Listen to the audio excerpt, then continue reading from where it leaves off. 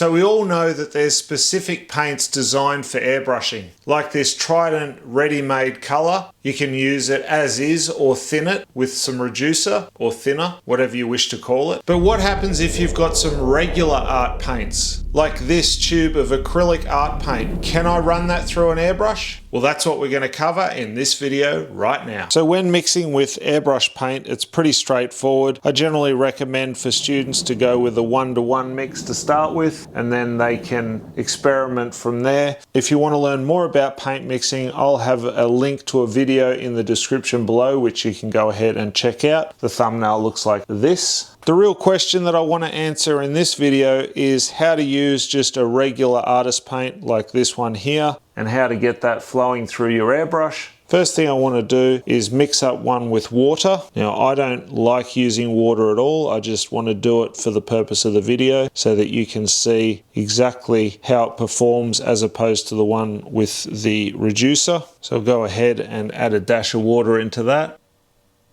Before I give it a mix, I'm going to go ahead and add a similar amount now into the one which I'm going to thin with the reducer. Now I'm going to go ahead and add some reducer to this one. Give them both a stir. So this is the one mixed with water, and then the one mixed with the reducer. So I'm going to go ahead now and add the paint mixed with just the water into the airbrush. The airbrush I'm using is the HPCS Iwata Eclipse. It runs a 0.35mm needle nozzle setup, and I'm spraying at about 30 psi. So keeping the air press down, pulling back on my trigger. Let's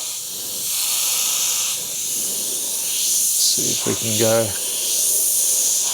Now obviously it's not going to spray as nicely as standard water-based paint, something like the Trident, which is designed for the airbrush, but you can see that I am able to use it.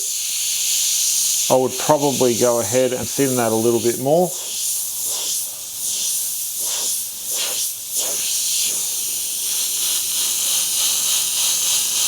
But you can see it is definitely still spraying through. You'll notice here these intermittent spots, and it just hasn't atomized as well. This is pretty much because you're using water rather than the correct thinner. Also keep in mind these paints aren't specifically designed for airbrushing. Okay, let's go ahead now and add in the paint mixed up with the Trident reducer. Spraying at the same PSI.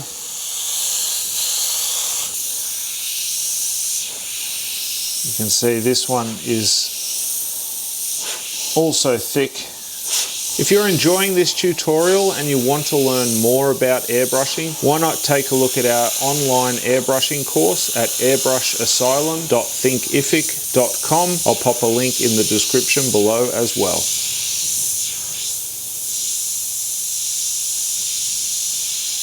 But you can definitely see that the pigment is holding together a lot better with this particular mix.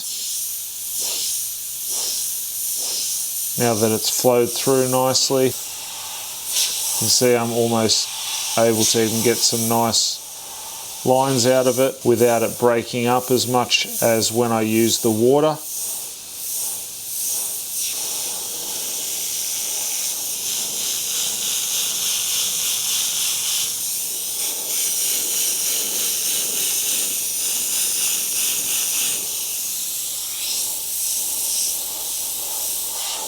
So by all means, still not perfect. You can see a bit of intermittent happening there. This happened more towards the start of it, so I think there was still a little bit of that residue from the previous mix in there, even after giving the airbrush a quick clean. You can see here I've got some nice finer lines and less broken up paint. So this has definitely sprayed better than the water version. So out of the two, definitely the one mixed with the Trident reducer has performed better. I think it's because the reducer is obviously made for airbrush paint, so it's going to carry those pigments a lot better than water would, and water is obviously breaking down the pigment more so than the reducer. So I think you can all agree that from the test that I just completed, that the water really doesn't hold the pigment very well, and the performance of the paint is compromised when putting it through the airbrush, whereas when you mix it with some reducer, or even better, use some recommended thinner from that particular particular brand of paint, then it's going to flow a lot better. All in all, I think that using a specific airbrush color is going to be the best bet if you do want to do some airbrushing. But if you are dead set on wanting to utilize paints like this, then by all means get yourself some airbrush reducer or thinner, same thing. It doesn't matter what you call it, it'll perform the same. So ideally, all that the thinner or reducer needs to do is thin your paint out to a milky consistency. That way it'll run through your airbrush. To continue your learning, be sure to check out some of the other videos and playlists that I've got listed here. And until next time, go grab your airbrush, do some amazing artwork yourself, and I'll see you again very, very soon in the next video. Thanks for watching. Bye for now.